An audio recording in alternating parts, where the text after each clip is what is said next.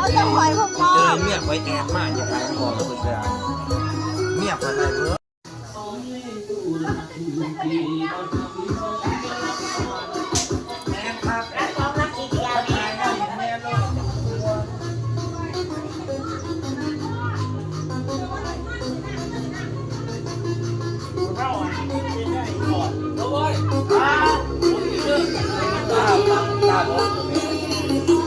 รับสีบนดอยเทียนมาจะข้าวจุดก่อนรับสีบนดอยยังว่าจะสร้างยังว่าจะสร้างผมมาเดินดูก่อนสิเขามาเดินพักผ่อนขาพักผ่อนขาพุ่งอยู่หรอว่าเป็นยังชื่อเขากินเดียวนึงเบิดอ้าวพีกอ่ะโอ้ยย้อนล้างร้ายเถื่อแต่เว้ยเบาเตาเนี่ย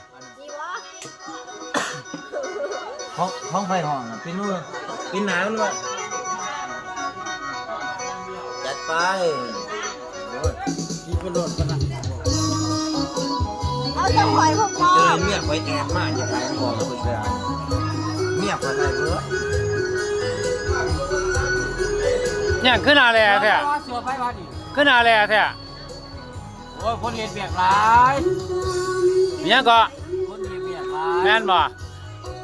ผู้นั้นแห้งแลครับโอ้เอฟซีเขามาแล้ว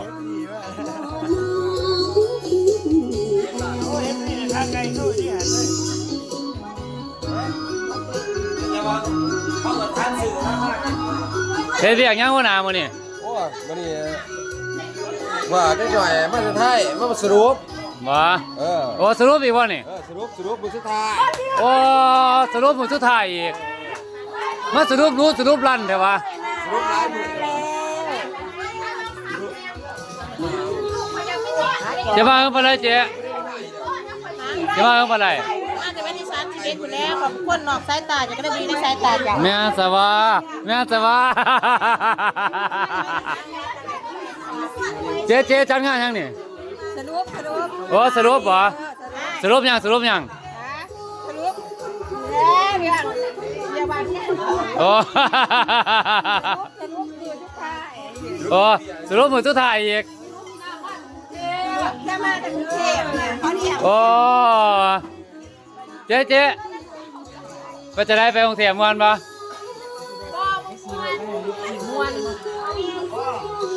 โอ้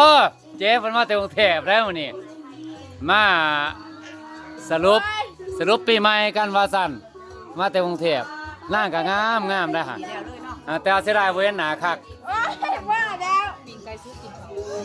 ไปจะไม่มาในมือมาไพ่ไปสิเพื่อนก็โอเคบอ